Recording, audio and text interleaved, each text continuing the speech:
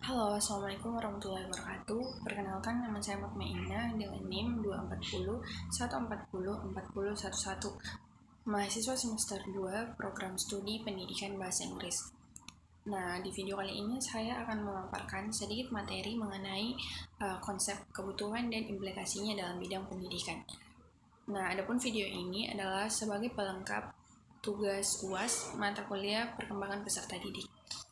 Baik, di materi ini akan ada beberapa submateri. Yang pertama adalah konsep kebutuhan dasar manusia. Nah, teman-teman, sebenarnya apa sih kebutuhan itu? Kebutuhan adalah segala sesuatu yang dibutuhkan oleh manusia untuk bertahan hidup.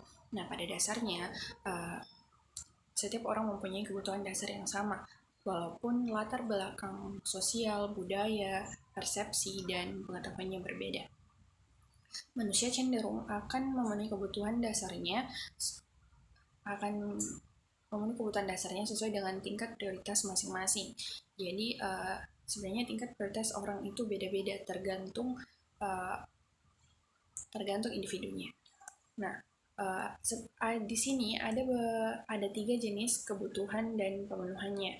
Yang pertama adalah kebutuhan primer atau kebutuhan pokok.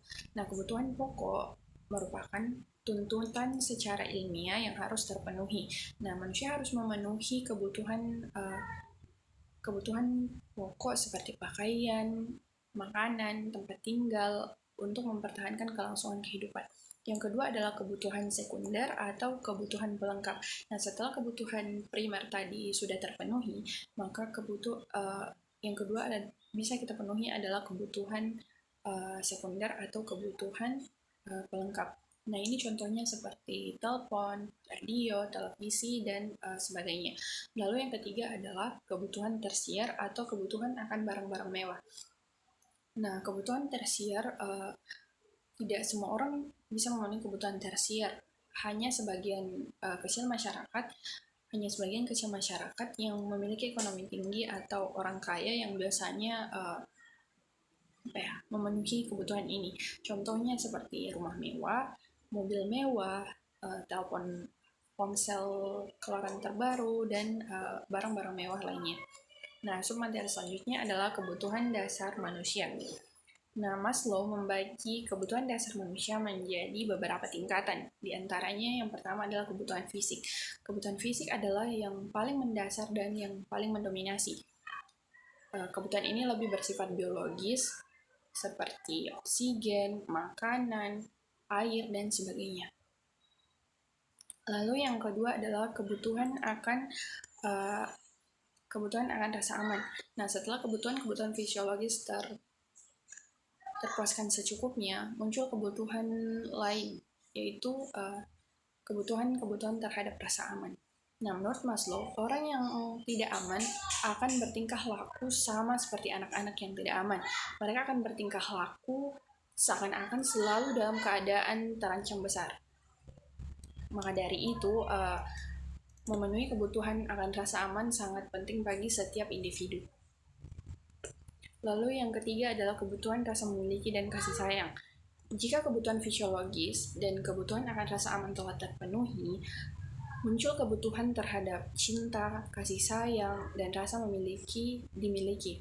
Kebutuhan-kebutuhan ini meliputi dorongan untuk bersahabat, dekat dengan keluarga, serta kebutuhan antar pribadi seperti kebutuhan untuk memberi dan menerima cinta. Lalu selanjutnya yang keempat adalah kebutuhan penghargaan.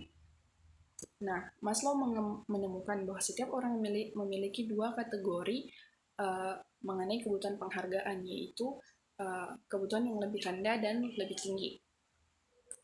Kebutuhan yang rendah adalah kebutuhan untuk menghormati orang lain, kebutuhan terhadap status, bahkan dominasi. Lalu kebutuhan yang tinggi adalah kebutuhan terhadap harga diri, penguasaan, kemandirian, dan kebebasan. Lalu yang kelima adalah kebutuhan aktualisasi diri. Tingkatan terakhir dari kebutuhan dasar menurut Maslow adalah aktualisasi diri. Kebutuhan aktualisasi diri adalah kebutuhan yang tidak melibatkan keseimbangan, tetapi melibatkan keinginan yang terus-menerus untuk memenuhi potensi. Lalu yang submateri selanjutnya adalah pengaruh faktor lingkungan terhadap kebutuhan dasar tumbuh kembang anak.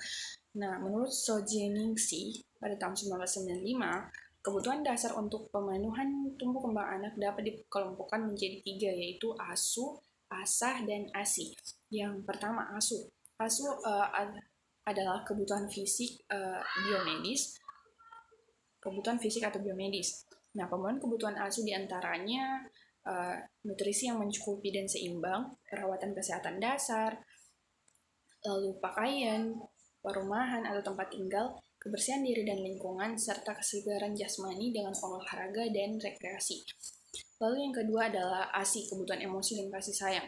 Pemenuhan kebutuhan emosi dan kasih sayang dapat dimulai sedini mungkin. Jadi saat anak-anak masih usia sedini mungkin, bahkan ketika masih dalam kandungan.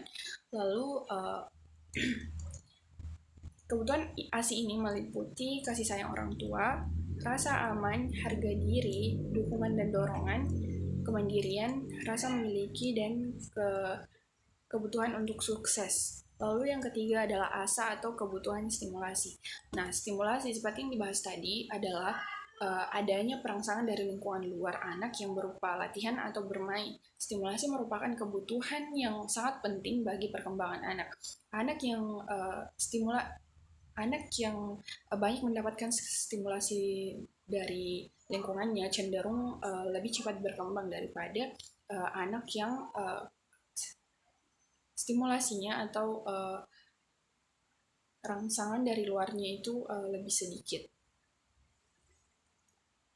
Nah, submateri yang terakhir adalah kebutuhan anak usia sekolah menengah atau remaja dan pemenuhannya. Nah, remaja merupakan masa peralihan dari masa anak-anak ke masa dewasa. Ini itu awalnya dimulai pada usia 12 atau 13 tahun dan berakhir pada usia belasan tahun atau awal 20 tahunan. Nah, di sini ada beberapa jenis kebutuhan remaja yang diklasifikasikan menjadi beberapa kelompok kebutuhan, yaitu kebutuhan organik, misalnya makan, minum, bernafas, dan juga seks. Lalu yang kedua adalah kebutuhan emosional, itu kebutuhan untuk mendapatkan simpati dan pengakuan dari orang lain. Yang ketiga adalah kebutuhan berprestasi atau need for achievement, yang dikenal dengan NH, yang berkembang karena didorong untuk mengembangkan potensi yang dimiliki dan menunjukkan kemauan psikofisis. Dan yang keempat adalah kebutuhan untuk mempertahankan diri. Nah, jadi teman-teman, pertumbuhan fisik dan perkembangan sosial psikologis pada masa remaja pada dasarnya merupakan kelanjutan yang dapat diartikan sebagai penyempurna proses pertumbuhan dan perkembangan dari proses sebelumnya. Nah, pertumbuhan fisik yang ditandai munculnya tanda-tanda kelamin sekunder kelamin sekunder merupakan awal masa remaja sebagai indikator bahwa dia menuju tingkat kematangan fungsi seksualnya. Nah, sekalipun diakui bahwa kebutuhan dalam pertumbuhan dan perkembangan remaja masih mencakup kebutuhan fisik dan kebutuhan sosial psikologis yang lebih menonjol, kebutuhan keduanya yaitu fisik dan psikologis selalu saling terkait. Oleh karena itu, pembagian yang memisahkan kebutuhan atas dasar kebutuhan fisik dan psikologis pada dasarnya sulit dilakukan secara tegas. Sebagai contoh, makan adalah upaya untuk memenuhi kebutuhan fisik. Akan tetapi, pada masa remaja, makan dilakukan bersama dengan orang tertentu atau orang lain.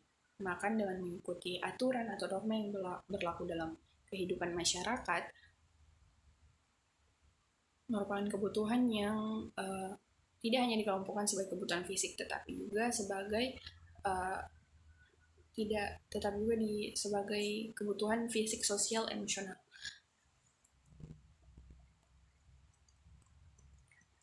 Nah, di sini ada beberapa masalah yang sering dihadapi remaja sehubungan dengan kebutuhan-kebutuhannya yang dapat diuraikan seperti yang pertama, upaya mengubah sikap dan perilaku kanak-kanakan menjadi sikap dan perilaku yang lebih dewasa tidak dapat dicapai dengan mudah, baik oleh remaja laki-laki maupun perempuan. Baik, kurang lebih itu saja yang dapat saya sampaikan. Kurang dan lebihnya mohon dimaafkan. Wassalamualaikum warahmatullahi wabarakatuh. Makasih.